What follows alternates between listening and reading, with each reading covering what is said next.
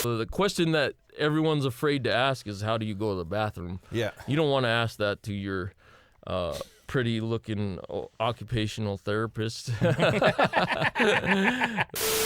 Hello, snipers! Welcome to the podcast. This is Not for Radio. I'm Duncan Hyde. That is Westy Lee sitting over there in the place of Jay Reeve.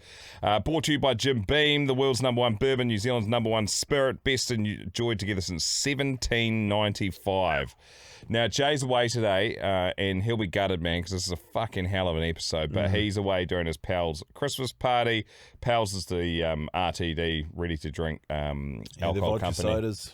That is, that he owns with his mates. So they're out on a launch out in the Gulf out here from Auckland. I don't think they'll be doing a lot of fishing. It looks more like partying. I think I saw a photo earlier, and there's just a bunch of them in donuts, inflatable donuts hanging out behind the boat. But it looked like a good time. That doesn't sound bad at all. So it's a look ripper of a day. Yeah, look forward to a used-up arsehole version of Jay tomorrow on the podcast and the radio show. He normally bounces back pretty well. So thank you for stepping in, Wesley. Mate, my absolute pleasure. I've got a war story today from a lad from Canada who, it's called Cold as Fuck. I don't want to give too much away, but it involves a dog and some minus 35 degree weather. Like, you know when you go like, oh, how hot's that curry? And they go, hot, hot. This is cold, cold. Yeah, Canada cold. Canada cold, cold. Cool. We've got a special guest who has no hands. Wait until you hear how he lost them. He's a fucking amazing human. Really inspirational. The amount of shit that he can do with his hook hands. And we're going to put it, if you ever look in the episode description, you're going to see a link to his YouTube account. Like, he does all sorts of shit. He's out there doing it. An absolute weapon. If anyone out there is battling, thinking that life's tough, this is a really good yarn. Real inspirational. And then to finish things off, I don't want to give away the last war story. What's the best? A bloke travels cross country in America to pick up a car. His name's James. He finds an absolute gem of a car and then comes proper unstuck at a servo or a 7-Eleven. Yeah. It's a hell of an episode. Enjoy. Attention, snipers! Gear up and hold your positions. It's time to load up some war stories.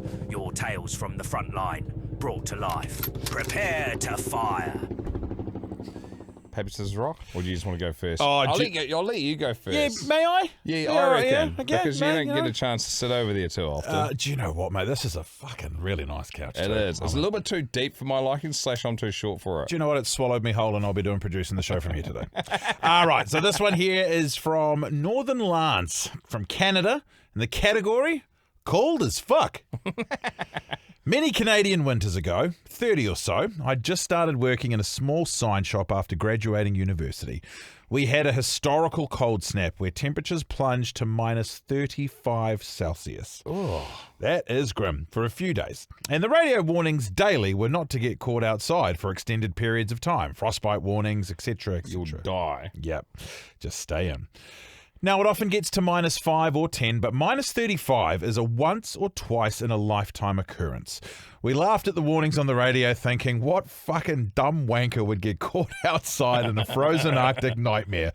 Only a dumbass of epic and biblical proportions, a low IQ mouth-breathing tool, would get caught out. Cut to Saturday night. Here we go, he's been drinking. I'm at a mate's place playing June 2000 on his Pentium 486, and I'm addicted to it. I'm addicted like it's my new meth habit. My buddy gets bored and says he's going to catch last call and drives to the pub. He says to me, he tells me to let his new puppy out for a whiz while he's away. An hour later, I slide the tiny dog out into the frozen backyard for a wee, but she keeps running back inside the house. It's too fucking cold, even for a dog, and she can't wee. I decide to hop out with her, thinking she was only 10 or 12 weeks old and she's probably a little bit scared. Love dogs. Didn't realise until the back door clicked behind me that I had just locked myself and said puppy in the backyard. In minus 35 degree weather. Fuck, what do you reckon? He's got 15 minutes before he dies? Minus 35 with not dressed properly. If he's dressed for inside, he hasn't got long. Yeah, no, he's not good. This is not a good time. Oh my God. Oh my God. I was only wearing jeans and a sweatshirt, thinking I was just going to duck out for a second. It's now 2:30 a.m. I'm standing in sock feet, minus 35, and I realise that hypothetical idiot that I've been thinking about and talking about all week at work, what fucking moron would go out, be so dumb to go out in this weather? That person is moi. I stuffed the puppy in my shirt, which was maybe the only good idea of the night. I found an old pair of icy cold boots outside the door and a ratty old jeans jacket as an extra layer. I was too shy to randomly start banging on doors at 2:30. Fuck that. Bro, I would be ripping down people's houses to get in. Right there. I would have just fucking grabbed a stone from the garden and punted it through the fucking front window. It's life or death at this moment. You just put a cardboard thing. It's cold anyway. Or What's just one little hole in the window got to do? Or just piss your pants. But he's younger, obviously. He's 17, 18. Canada? Yep. Canada. What's the drinking age over there? 20? 20. So he's probably 19, I reckon, if he hasn't gone to the pub. Okay. I was too shy to randomly start banging on doors at 2:30 in the morn, but I had friends several blocks away, so I started running. Shivering, snot freezing as it left my nose, the puppy was the only warmth I had. I had a work friend that lived in a house with 3 other roommates. I prayed at least one would be there. I banged on the door repeatedly for several minutes, losing hope when I saw a light inside turn on. It was me old mate Ken. Let's call him Ken, because that's his fucking name. Ken arrives in a bathrobe, wondering what the hell was going on and why the fuck I had a puppy in my shirt. I begged him to come inside and to warm up. I put the puppy down and it ran into the dark house. Ken said, I need to tell you something. He said, you know that girl at work that I've been chasing for months? I nodded, knowing exactly the girl he was talking about. Well, he said, this is the first night I've had the house to myself, and I've managed to get her into my bed a few minutes ago, and now you've turned up. So excuse me if I'm not thrilled or fucking pumped to have you darken my door right now. Just then, down the hall in his bedroom, she squealed, Puppy! The wee dog had found her in Ken's bed and was making a friend. Ken rolled his eyes at me and told me that I was going to owe him big time for this. He showed me the kettle, the tea bags and the phone, went back to bed, tossed the puppy into the hall and got on with his date with destiny. Meanwhile, my other mate got back from the pub to find his dog and his video game junkie pal missing, all the lights still on, my warm winter clothing still inside on the hook at his front door. It was like the dog and I had been spontaneously combusted or abducted and beamed up by aliens. After some searching, he saw the answering machine had a flashing light. He jumped into the car to come fetch me. Shit, did we have a good laugh after I'd fully thawed out. Do you know what? Dodged a bullet there. But everyone always says, would you rather be hot or would you rather be cold? And people, I always say, I'd rather be cold because you can get hot real quick, you know? Can't get real hot real quick in that scenario. Nah, bro. Minus 5 degrees Celsius. I reckon that'd be cold enough to, like, if you had a jug of water from inside, walked outside, chucked it in the air, it'd be frozen well before it hits the ground. That always looks cool, on social media. Not enough of that on social media. I'm sure I could change my algorithm if I searched it out. Or when they get the jug of boiling water and just tip it or throw it up into the air and it goes to, like, snow. Yeah. Yeah. Shit, that's hectic. Or the noodles. The noodles, a cup of noodles. They reach in with chopsticks, pull the noodles up, and then they let the chopsticks go, and it's all frozen coming out of the cup. Yeah, that's cold. Like everyone's cold is cold. It's the same saying as like everyone's hard is hard. Everyone's hot is hot. Like you go like a winter in Auckland sucks. Yeah. But you dress for it probably better there, and you probably would get used to it. Act accordingly. That's another level. I was sitting in a pub and Gandhi walked in. He's wearing black shorts, black top, a red and yellow card in his pocket and a whistle in his mouth. I thought, something's going to kick off. This is not for radio. Right, a little bit of feedback, and then we're going to get into our guest today. This is from Jonathan Backrach. That's a cool name. Or it might be Backrach. Backrach. R-A-C-H, but, you know, I'm terrible. Rach. Fellas and fellas, I only found you beauties in late August, and I've been absolutely ripping through the back catalogue clearly. I'm now Sniper Elite, as is my buddy Ryan Warren. Real full name. If you could give him a shout out, that would be hilarious for us. Fucking how are Ryan? Warren. 2 first names. Yep. Don't trust them. Never. Without making this too much of a David Longy, roughly 15 years ago, Ryan and I were student locomotive engineers, train drivers. Sick. And one of my instructors used to solely critique my admittedly shit work purely by comparing me unfavourably to Ryan Warren, and always his full name. This instructor would routinely make sure that I didn't celebrate my small victories too much by saying things like, that's better than last week, but Ryan Warren at this stage, at least he was 2 months faster. I figured I'd dislike Ryan on principle, but he's impossible to hate. Brilliant crook human. We both probably have some horrendous railroading stories from the US from the US that might from the US. Oh yeah, sick. From the US that might actually be worth sending. Love the pod. Happy holidays. Sick. Yeah. It's crazy how many Americans. I mean, we've got an American guest shortly. We'll get to that in a couple of moments. But crazy how many Americans are jumping on the podcast. That is wild, eh? And one here from Dunc. A friend of a friend's dad would use the kids' frozen cocktail wieners to relieve his hemorrhoid discomfort. What? Oh my God. Do you reckon he's inserting them? 100%. But it kind of makes sense. Either that or he has them long ways on his gooch. And as they defrost, they kind of just mold. I mean, I'm not talking from experience. I'm just saying that's one way to do it. You know, that's the gateway. Soon he'll be fucking Fritz's wieners, and then it'll be bloody giant hot dogs. He said nothing worked better than a frozen wiener, and it fit the crevasse perfectly. After sitting on his favourite chair for about half an hour and sucking back half a pack of darts, he would lean forward and retrieve the thought-out delicacy from in between his sweaty cheeks. And Jezza, his kelpie, who had been excited from the moment the freezer lid would open, would get his afternoon stack after waiting patiently, staring into the old man's soul. Yuck. Cheers, lads. Jeez. Fuck, Dunge. That's a great message. Grok. We love a little bit of feedback. If you do want to send episode feedback through, you can send it through on the Not For Radio Facebook page. There's also a link where you can send voice memos.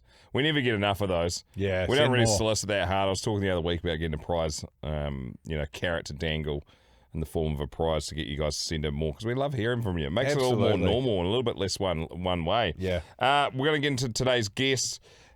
He's missing his hands from mid-forearm. It's a hell of a story. He's massively inspirational, and you're going to bloody love him. G'day snipers, this is from Australia, and you're listening to Not For Radio with Jay and Dunc. In the famous words of Gandhi, take it easy, and if it's easy, take it home. All right, snipers, today's guest has a story that'll smack you right in the chest. He grew up in Utah, smashed school life out of the park, switched careers to the power lines, and then one day everything changed in a split second. Now, instead of packing it in, he rebuilt himself into a speaker, a mentor, and one of the most resilient humans walking on this planet. This bloke has lived through something that most people don't even survive, and somehow came out the other side with humour, faith, and a bloody good attitude. Please welcome Sam, the no-handed bandit Matangi. Welcome, Hey, brother. welcome, man. Thank you. Long trip to come to our studio, mate. Yeah, pretty long. 14 hours on the airplane. That was like 3 movies, and I had to rewatch them because I fell asleep like multiple times. What did you watch though? Final Destination, Oh, the Bloodlines, the most recent one. the one they keep dying of weird ways. Oh yeah, great. And then the John Wick Ballerina. Yeah, that's Oh, yeah, fantastic. nice. With Yeah. Anna de Armas. Yeah, yeah, she's great. And then I forget the last one. Oh, Yeah, you can watch it on the way back. yeah, I'll watch it, rewatch it. So born in, is it Magna, Utah? Yep, that's right. So what was that like growing up? Because that's a huge Mormon state, right? Yeah. That's right. It was different because there's a lot of Caucasian people, and my household is immigrant from Samoa, American Samoa, and so just heard a lot of Samoans speaking in the house, and I probably have a little bit of an accent, but a lot different than y'all's accents. But yeah, it was it was good. And so when did your parents move over? Or was it your grandparents? My grandparents moved over to the United States in probably like 1964, and then my dad was probably around, I want to say like 14-ish. Yeah, okay. They came to Oakland first, and then they moved to Utah. And so what drew them to Utah?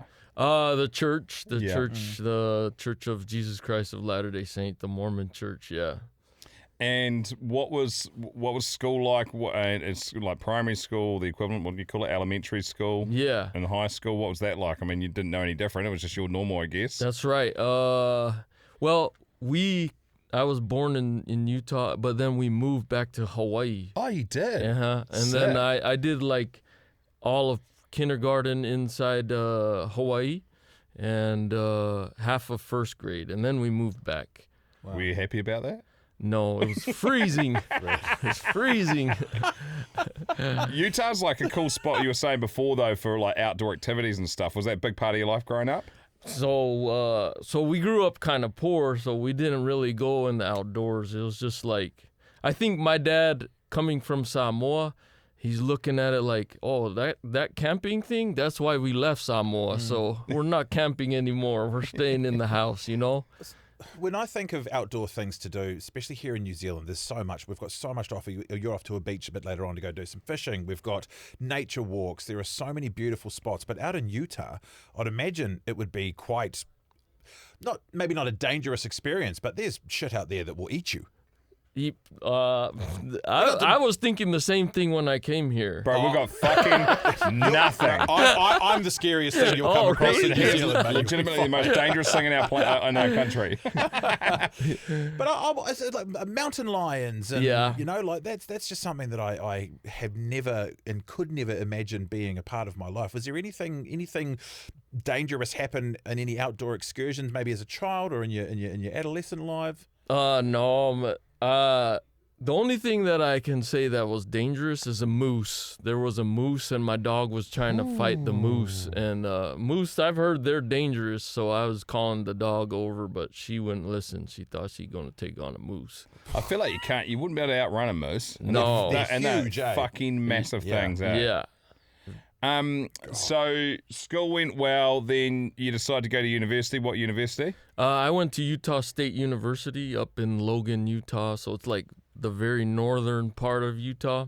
It's colder and windier. And did you play sports in uni? No, I just went to school. I got a scholarship to go to school, and I learned a lot of Polynesian dancing over there, and so we did a lot of shows with our shirts off so we can flex for the ladies.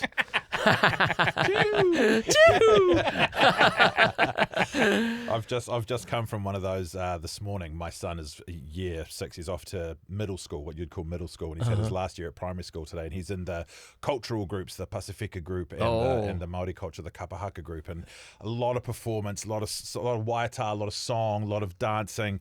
And man, it's so incredibly beautiful to witness. I'm so glad that was a big part of that college life for you. What were you studying at uni? Did you have like a major, or what was your goal? So I started out in engineering, and then I felt like I didn't belong there, and then I went to elementary education, and then to become a teacher? To become a teacher, an elementary school teacher, man. And then it was weird because I just didn't feel like I belonged there, so I ended up in broadcast journalism. Great. Yeah. And when you're in the Mormon church, it's quite normal for the blokes to do, is it a 2-year mission, and the chicks will do, is it 18 months? That's right, yeah. How does that whole thing work? Like, I've got no knowledge on it whatsoever. Yeah. Like, who tells you where you need to go? When do you get shoulder tapped? Is it an age thing? Do you get a say geographically in where your mission is? So they have like a line on the application that says, is there somewhere you'd like to go? And of course I put Samoa, but what happens is your application comes through, and then one of the higher ups decides where you go. So I ended up going to Brazil, and the thing is, like, they encourage all the boys to do it, but you don't have to. So I went at a later age, like 24. When you're usually going at 18. Yeah, okay. Yeah. And did that break up your studies, or studies done and then you went? No, it broke up my studies, and I didn't even decide to go into broadcast journalism until I came home from the mission. Okay. Yeah. And so what was Brazil like? What was the people like? What their way of life? Was there a lot of hardship? Yeah. So they put me in a lot of the they call them ghetto areas. Like they was like, oh, we got a brown missionary, we'll put him in the brown areas. And so there's over there they can actually build the house from nothing and squat on it, and then it becomes their own. And so a lot of times you'll see houses made out of like plywood or slowly being built out of bricks. And so there was a lot of poor people, and I was in what's called the town called Curitiba, and that's more they call it the first world of Brazil. So there's a lot of rich people there too. But I mostly worked with poor people, and I went to Foz do Iguaçu was one of my areas. That's pretty wild. There's big old waterfall. It's like one of the 7 natural wonders of the world. Oh, wow. Yeah. And it was, it's funny because learning Portuguese was different too. Like, I was speaking to them and I couldn't understand what they were saying to me. And then I was talking to one of them, and he was like, what did he just say? He looked at, because we go in twos, and he looked at my companion and said, what did he just say?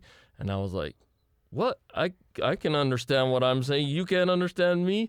And then I couldn't understand them, so it was crazy. How long did you get the hang of it? Yeah, about 6 months in, I was pretty good at Portuguese, and they thought I was a Brazilian.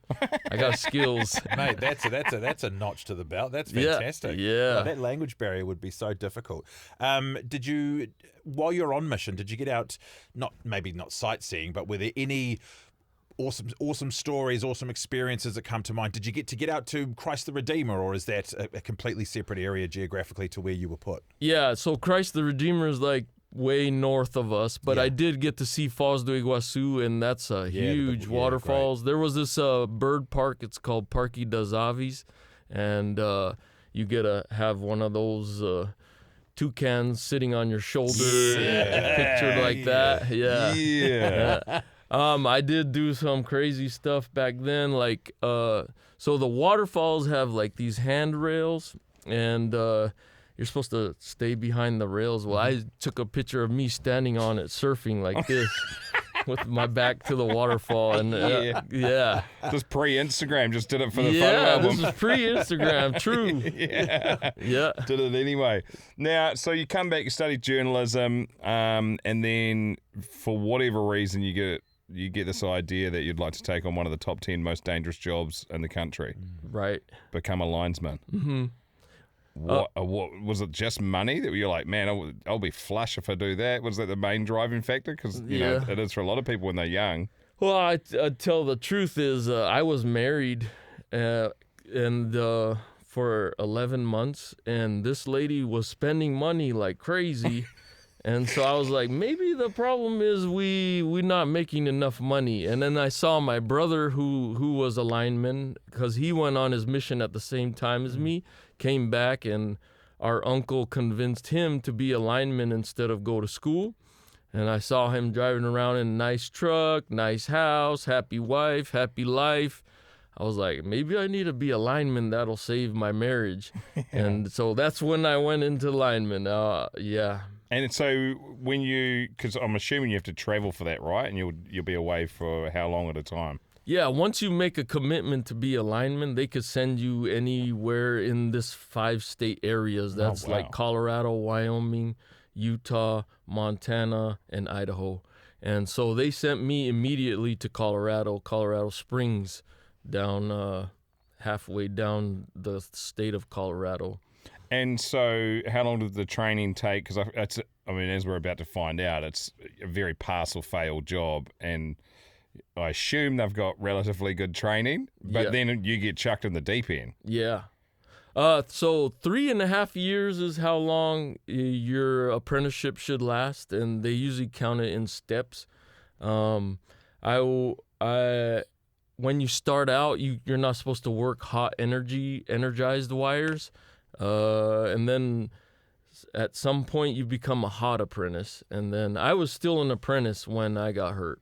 Okay, so and what explain the job like to someone that has no idea what you guys do, like day to day. What's the sort of jobs you would do? Yeah, so power lines, they come in different voltages. So there's high voltage wires, anything above 100 kV, and they call that one transmission lines.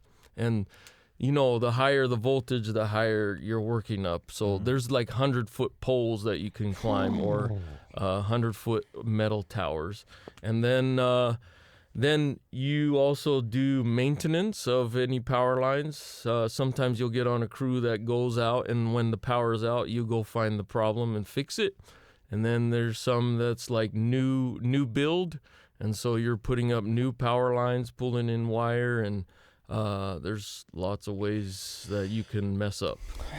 I don't doubt it. Was there anybody doing the work that you were doing? Were they doing the stuff that I've seen on like Instagram, where there's like a helicopter and they're like tethered to the lines and working like while standing on the lines? Because that just seems like another level of crazy. Yeah, that's kind of rare. Okay. But in our apprenticeship, I don't think anyone was doing it. But they do where they're clipped into a helicopter, and there's a rope hanging down, and they're flying the helicopter, and then once you get to the pole, you're tightening bolts and nuts so that the wire's connected to the insulator. My gosh. You must have made job. some great friends in that. Like, I mean, I could imagine the lineman community would be almost like a brotherhood.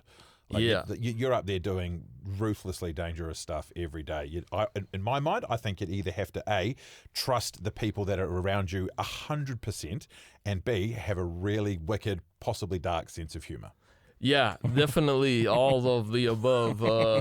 I mean, there was people that they were in trouble for drinking too much alcohol, and they had to blow the breathalyzer before their car would start. And so what I got a few of those friends. Yeah, as well. yeah. The old interlock. I don't drink alcohol, but I do drink kava a lot. So I got that guy switched to kava so that he can breathalyze his car. People helping people, mate. It's a powerful thing. There you go. We literally 2 weeks ago we're in Vanuatu and we're having their kava, and it's Strong stuff. Bro, that's like the first time that's actually sat me on my ass. Oh yeah. We went to like a local kava bar, and all the bench seats were wooden, but they were built reclined, because people finish work, you go down to the kava bar, you have a bowl, and then you just like sit back in these recliner wooden bench seats, hey? And we had one 10 minutes later, we're like, oh yeah, we'll go another one. They're like, no, you won't. Yeah, man, it was real good. Just need one, huh?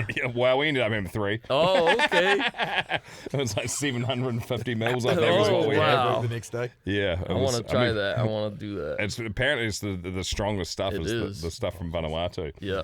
The day of the accident, can you run us through the job that you were doing and how things unfolded? Yeah. We were up in Colorado, and there's this mountain town. It's called Kremling, and we had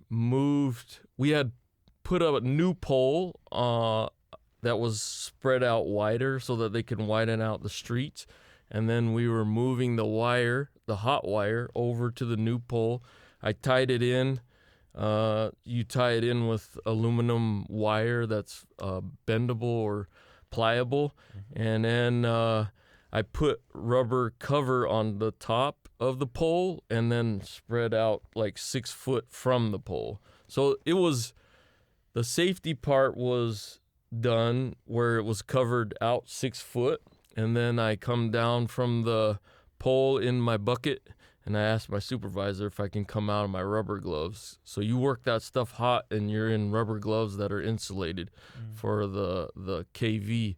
And I was working on 14.4 kV, so 14,400. Volts. Yeah, volts. And so that's quite a substantial amount more than what's coming out of our plug to run of our Oh, appliances in yeah. New Zealand with 240. Yeah, definitely. They were because they're in a country town, they want to bump up the line voltage so that they don't lose as much electricity to line loss.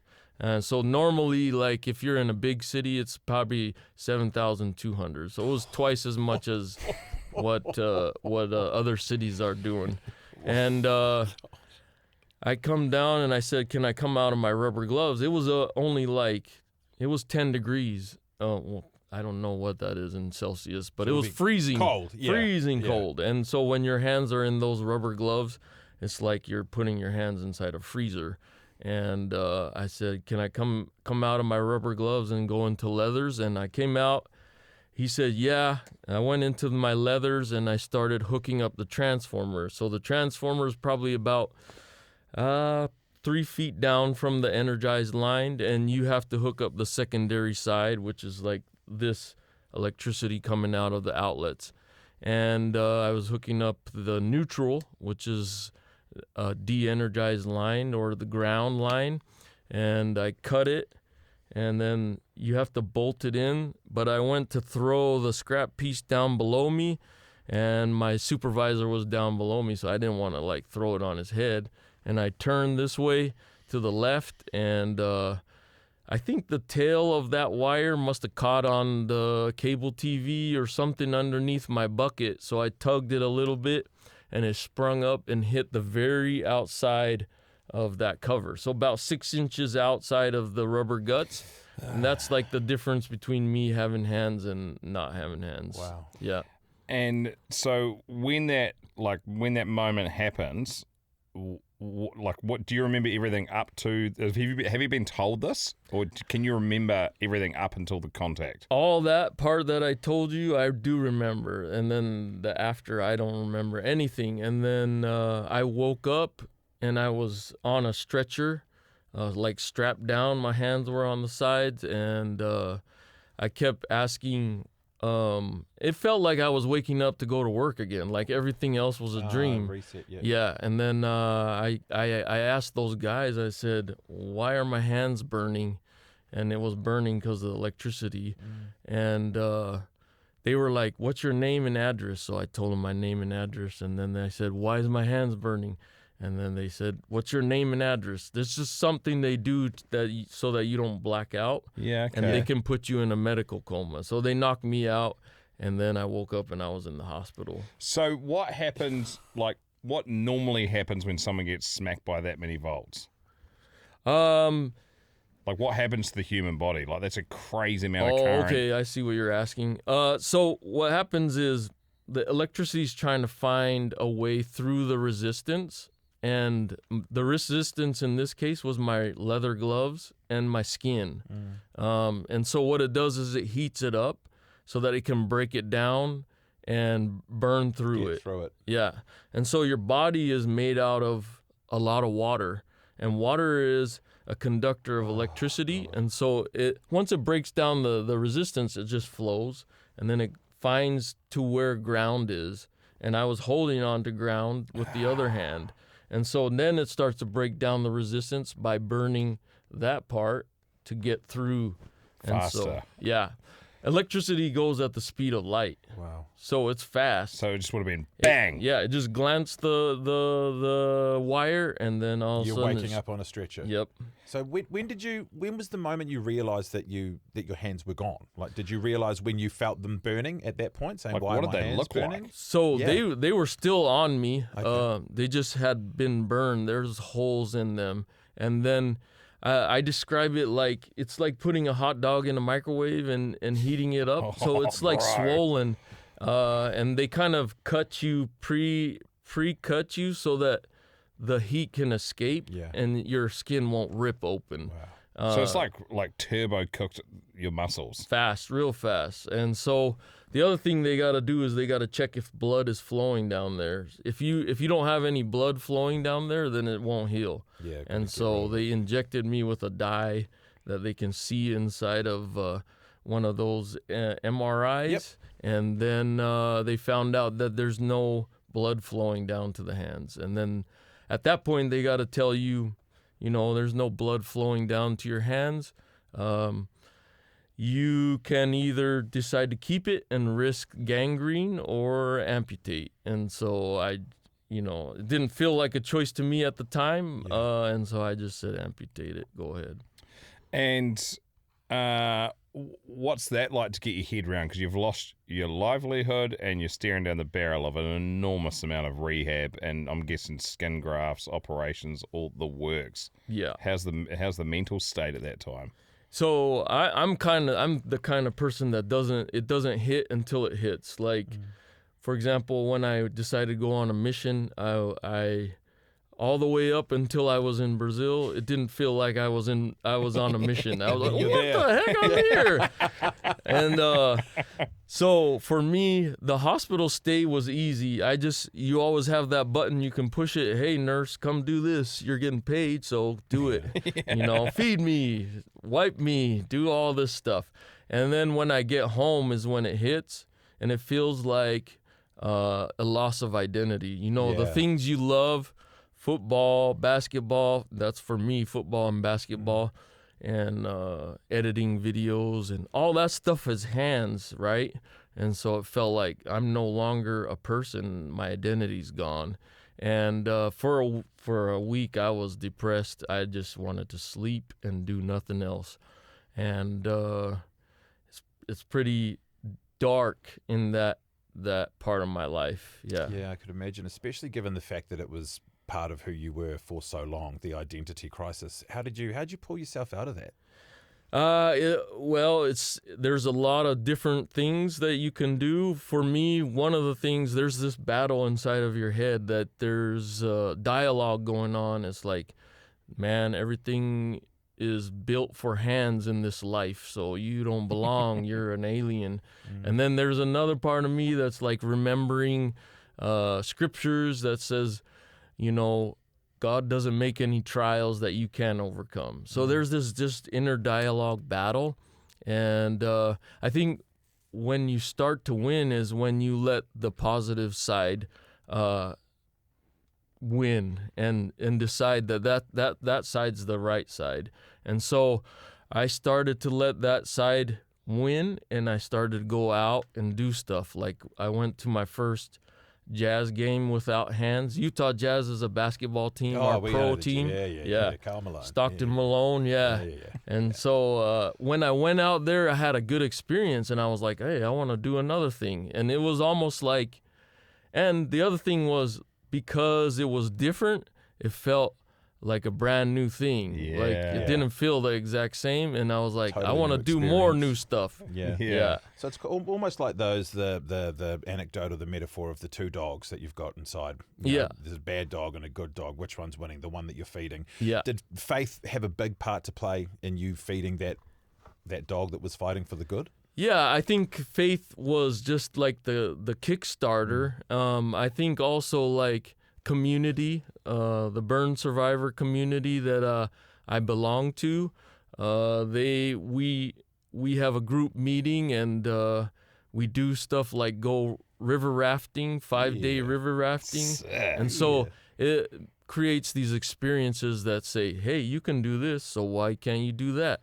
And I was on that road. Yeah, well, you're doing everything now. I jumped on your YouTube this morning, which put a link in the show notes. It's really, really awesome. Talk us through the processing in the hook hands. Like, how soon is that? Do you have phantom? Do you have do you still feel ghost hands? Do you still feel like your hands are there? Yeah. So I have phantom hands. They feel like they're went inside of my residual limbs, and they're like in the position that I last saw them. Wow. And I can't move them, and it feels like sweaty.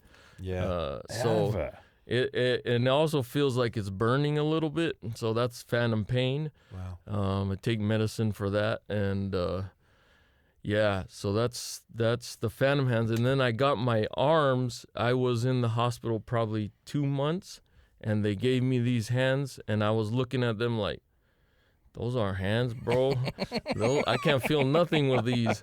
I can't even put them on. How am I supposed to put them on without hands? And so there's a part of me that has to accept them as hands before I can progress. Yes. Yeah, absolutely. Yeah. And how long before you get pretty good with them? Because I can see you like tying shoelaces and doing basically everything now. Yeah. I mean, it popped into my head when I was driving, and I was like, one of the things that you don't get would be like you go to have a cup of hot coffee, And normally you see me, without even thinking about it, you're checking the temperature when you grab onto the handle. Yeah. You're just going in stone I cold. just grab it. Grab it and go. Yeah. So, that's one of the benefits is, so I do umus, which is like underground oven, hangi. Yeah, hangi.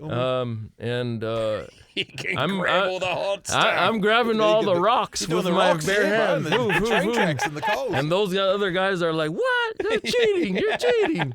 And so, those are the benefits. Like a hot steering wheel doesn't mean nothing to me, you know. Not all heroes wear capes, eh? Some wear hooks. Yeah. New beauty.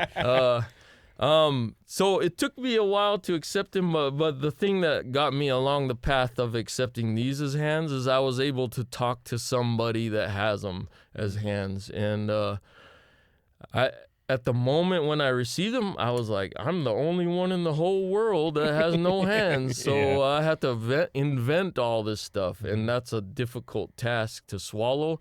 But fortunately, I was able to reach out to a guy named Jason Koger out in Kentucky. And he was like, okay, you have any questions? You know, the question that everyone's afraid to ask is, how do you go to the bathroom? Yeah. You don't want to ask that to your pretty-looking occupational therapist. But he was able to explain to me on the phone, and then, as soon as he explained to me that, then I was freed from this, it was like I was in prison. Like, I can't leave the house if I don't know how to go to the bathroom. Yeah, true. What if I go to the bathroom in my pants? I don't want that. I need to stay home.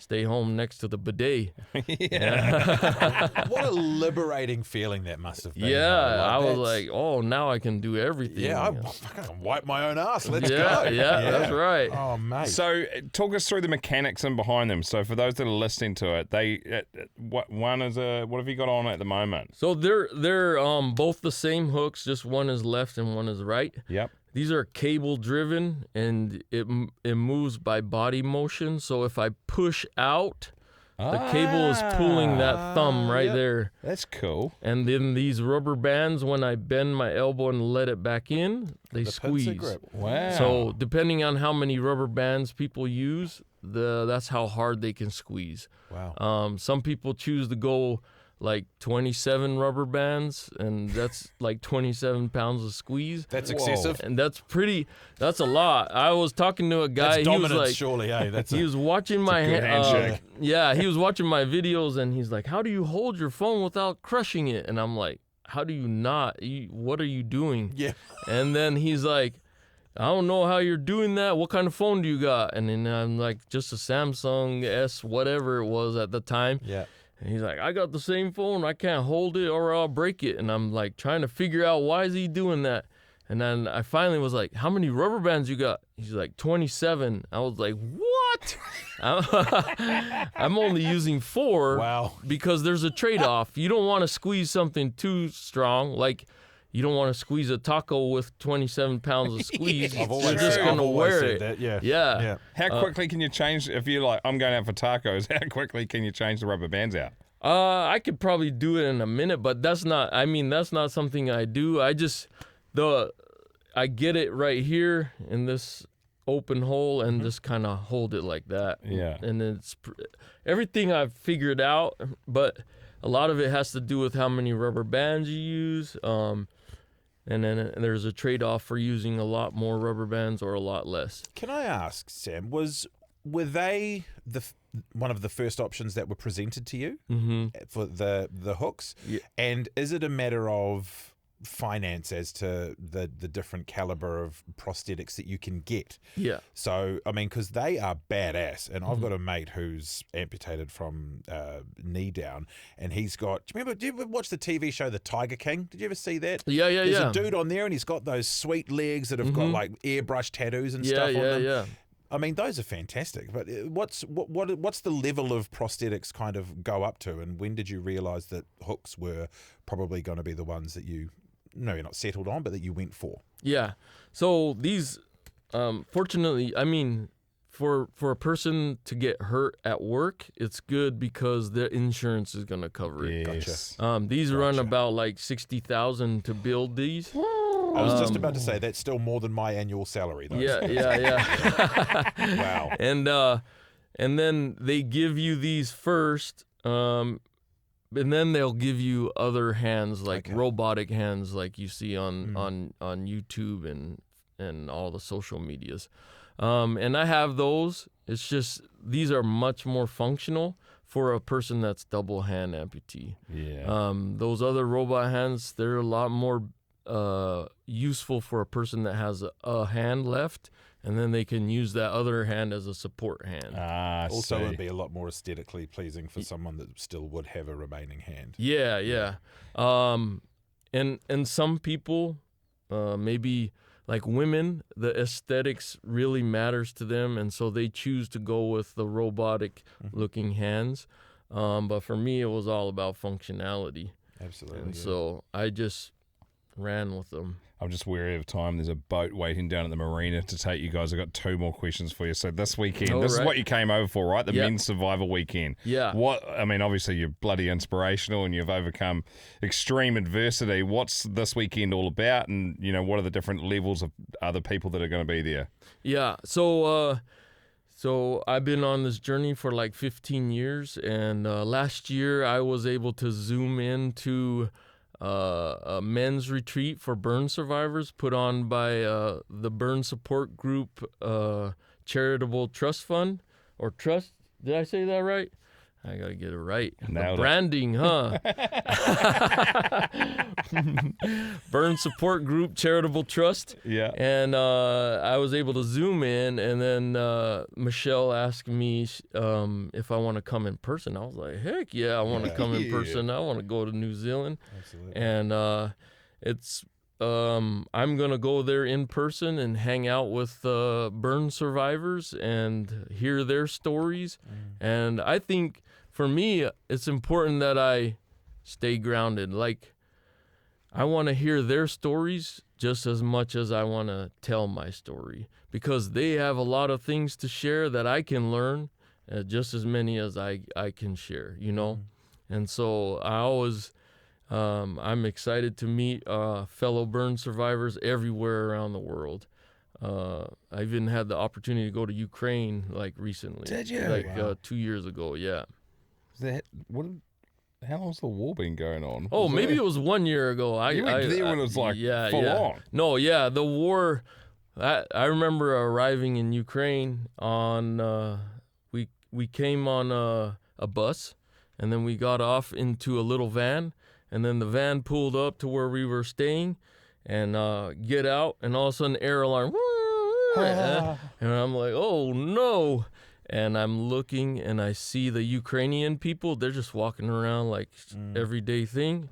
And so I was like, I guess they're not going to run to the bomb shelters. It's an air raid siren, man. Run. Yeah. So the thing goes off just because a MiG is flying over. And so it's like it's become a way of life over there. Just normal. Yeah, just normalized it. And so, yeah. Final question. What is the one message you want to leave people with for anybody listening that thinks maybe their life's too hard at the moment or too far gone, or maybe they've also had a catastrophic injury like this, and like you said in the early days, it's easy to look at it and being like, man, my life's over, when it's 100% not, all the stuff we've talked about in this chat. So I think what the message I like to pass along is, like, when you're in that dark spot, the thing you need to do is take a step forward. And you might not see any light, but keep taking steps forward. If you stay in that comfort zone, there's no growth that's going to take place in the comfort zone. For growth to happen, you got to get out of your comfort zone. Just like I went to the Jazz game, I was getting out of my comfort zone. And when it happens, then you're going to want to do it again and again and again, and it becomes a cycle of growth that's unstoppable. So we call it post-traumatic growth. So I reckon that's awesome. I think everyone can take something away from that. Absolutely. Because I'm a nosy bugger and I love fishing, whereabouts are you guys going fishing? We got a good mate taking us out But- from Half Moon Bay. Oh, yeah, it's a Ooh, bit of a the drive. Monaco. Okay, good. Hopefully the traffic's good. I know we've gone over 8 minutes over, so hopefully we haven't poked you. Tight lines. Hopefully you get a snapper, maybe a kahawai.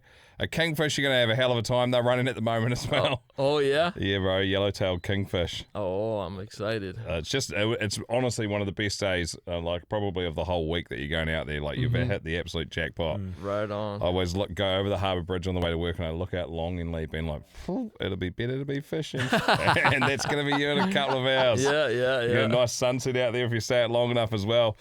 Sam, the two-handed bandit, what an absolute treat. Thank you for coming on Not For Radio, mate. That's been amazing. You're an inspiration. Yeah, appreciate it, brother. Thank you. It was a pleasure to be here and an honor. Yeah. All killer, no filler. Rightio. Told you it's good. What a lad. I wanted to talk to him for longer, but then also I was like, I knew we were pushing him later. Yeah. But then I don't want to take fishing away from somebody. He's also the one thing that he's wanted to do in his week here in New Zealand, apart from, doing the class this weekend. He is packing a lot into that week. So the fact that he's able to get out for a couple of hours today on the Monaco is great. He's going out from Half Moon Bay, so he's out in the Hauraki Gulf. Oh, so, is he really? I mean, you'll probably catch on both harbours.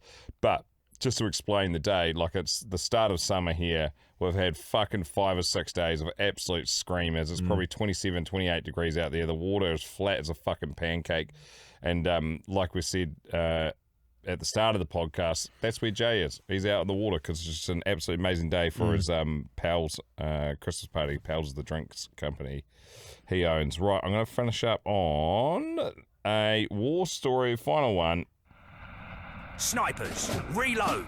Another war story incoming. Eyes on target, scopes dialed in. Let's see who hits the mark. This from James, Florida, USA. Guns are bad, okay. Fucking here we go.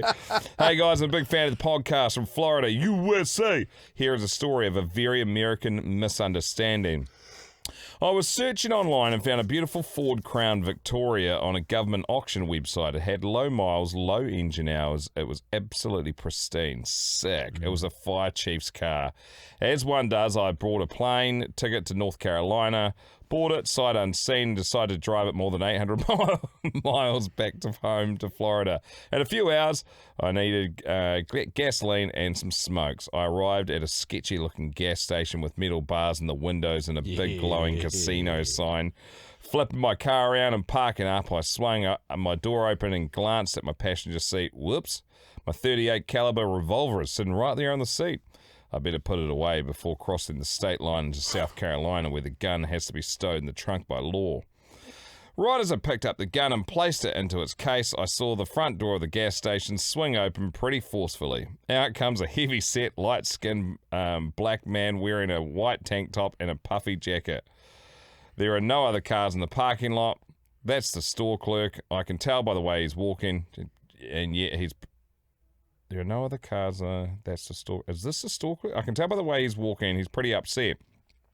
He takes a few steps, then looks around. Not a good sign. Then he reaches into his jacket and produces a pistol, aims it at me, and starts fucking firing at me one-handed. Pop, pop, pop, pop, pop, pop, pop, pop.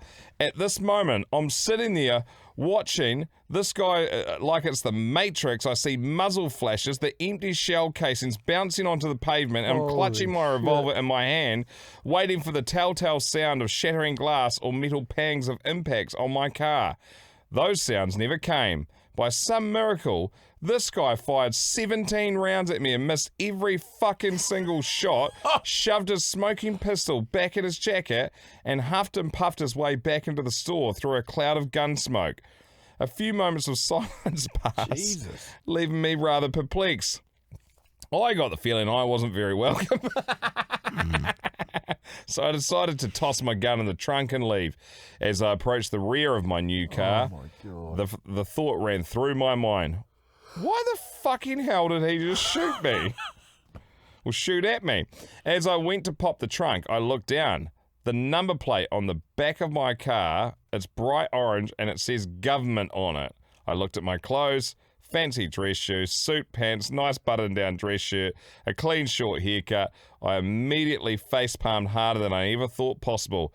He thought I was a fucking Fed or a detective or something. The store clerk was prepared to die defending his illegal gambling machines. Oh, wow. And all I wanted was some cigarettes. I then had to drive hours of highway, driving to reflect on this insane situation, and arrived home safely in the dead of the night. From that day forward, I learned two things. Misunderstandings can be fucking deadly, and don't go to Lumberton, North Carolina. Thanks, guys, and be safe. Well, we... Bro.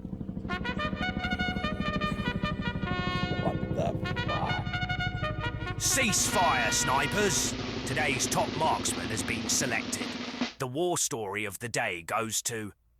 17 shots.